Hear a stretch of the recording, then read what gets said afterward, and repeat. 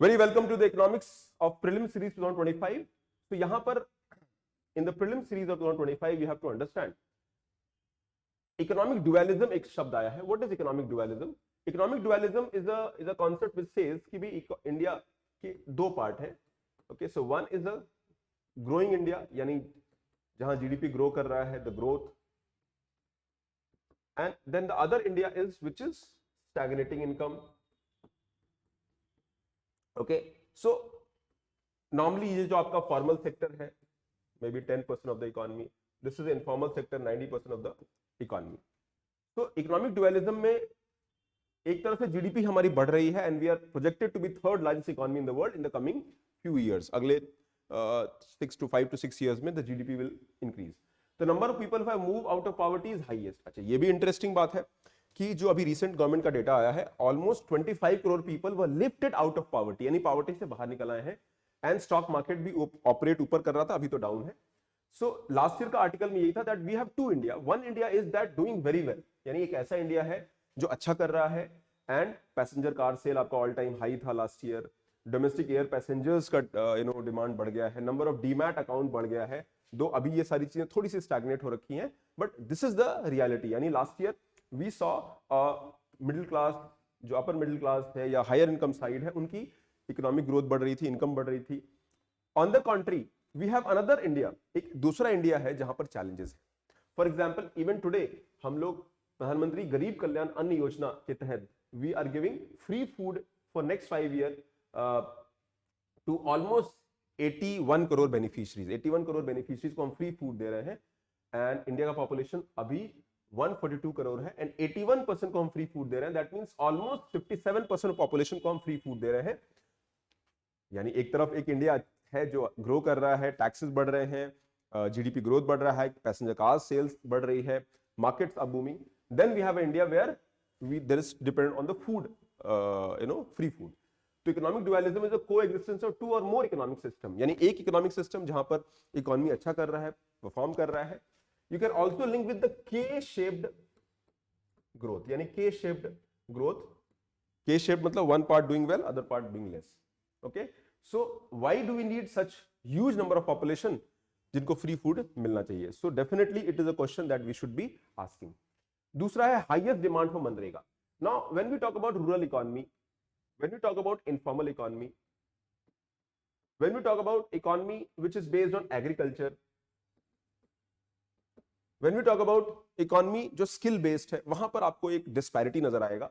You will find that there is a demand for MNREGA because MNREGA gives 100 days of, you can say, job, guaranteed job to people in rural areas.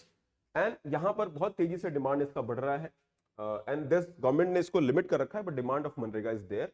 and 231 crore days were generated across all state and it is highest in this phases. So एक तरफ आपका free food मिल रहा है, दूसरी तरफ demand for MNREGA बढ़ रहा है. Third is stagnating rural income. So rural India which accounts more than 60% of India's population and also the एक कंसिडरेबल शेयर इकोनॉमी का यहां से आता है. यहां पर स्टैग्नेटिंग रूरल वेजेस हैं and there is a difference between, यानी agri and non agri rural wages grew at 8.6 and 6.9%. however the growth for real farm and non farm were decelerated. यानी रियल जो ग्रोथ रेट है farm sector में वो कम हो रहा है, down हो रहा है, स्टैग्नेट हो रहा है. In the last 5 year annual growth rate of real rural wages have become negative for both agriculture and non agriculture. यानी रूरल एरिया में जो अगर इन्फ्लेशन को इफेक्ट में ले लेते हैं, सो रियल वेजेस आपके agriculture as well as non agriculture sector दोनों ही कम हुआ है. If we take inflation into effect, normally वो बढ़ेगा, बढ़ा है, बट इन्फ्लेशन भी तो 4-5% है. सो अब मान लो आपका ग्रोथ रेट रूरल वेजेस 5% से ग्रो कर रहे हैं और इन्फ्लेशन है 6%. सो अब ये आपका इन्फ्लेशन है और ये आपका रियल वेज का ग्रोथ है. सो इफ यू सी 1% तो नेगेटिव हो गया ना, 1% नेगेटिव है. तो slow growth rural income and is role for perpetuating dualism. यानी एक डुअलिज्म है, दो इकोनॉमिक सिस्टम है, one part of India doing well and other part of India not so doing well. So rural income हमारा कम हो रहा है and it is corroborated by level of indebtedness among the household. अच्छा, ये भी बड़ा इंटरेस्टिंग डेटा है कि लेवल ऑफ इंडेटेडनेस, यानी जो कर्जदार है रूरल एरियाज में, वो बढ़ रहे हैं. According to All India Debt and Investment Survey, the incidence of indebtedness was about 35% rural India, 40.3% among cultivator household and 28% among non cultivator, यानी indebtedness 35% है, that is huge in terms of numbers, यानी 35% लोग कर्ज में है, 40.3% जो है cultivator में लोग हैं and 28% non cultivator. Cultivator means people who are involve in agriculture. So dualism का मतलब one and India is doing well, growth of the income, demand for high demand for passenger cars, stock market booming. Okay, that is one India. वो formal sector में है, corporate market में है, government jobs में है. These are people who are relatively doing better. Then we have an India which talks about free food, the India which talks about government benefits, the India which talks about more Manrega jobs, India which talks about stagnating rural wages, India which talk about more benefits coming to rural areas. तो ये एक reality है जिसको एक हमें understand करना होगा and government has to address. So just mere saying that economy growth हो रही है will not do.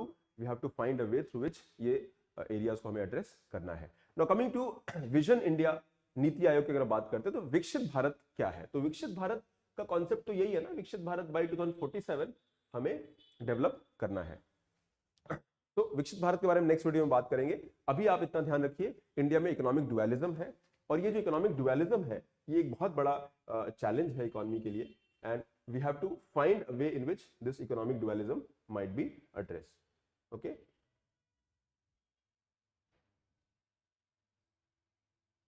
okay, so this economic dualism has to be addressed. और ये कैसे एड्रेस होगा economic dualism? How do we address the economic dualism?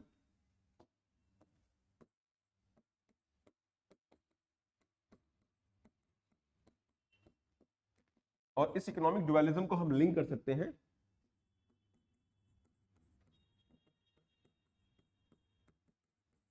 Can be link by the के shaped economy.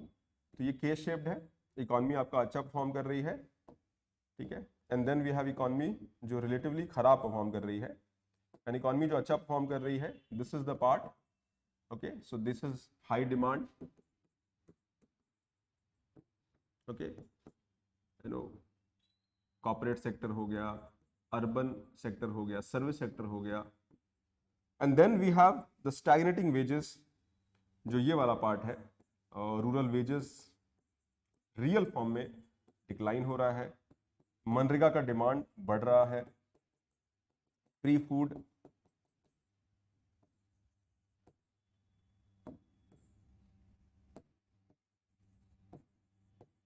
Also इस area में there is demand for more. अभी income benefits की भी बात हो रही है एंड इंटरेस्टिंगली जो ऑल इन हमारा डेट लेवल्स है हाउस होल्ड का, debt of household that is almost 35% और ये एक it's not a good sign. और इसमें जो फार्मर जो है it is 40% and non farmer जो है उसका 28% है. So this is the economic dualism in India. At one end, India is doing well. There is high demand, corporate earnings are high. There is stock market boom जो कि अभी तो down हो रखा है and because of the global phenomena, and that is the reality. So that completes the concept of economic dualism. And next video में we'll talk about Vikshit Bharat.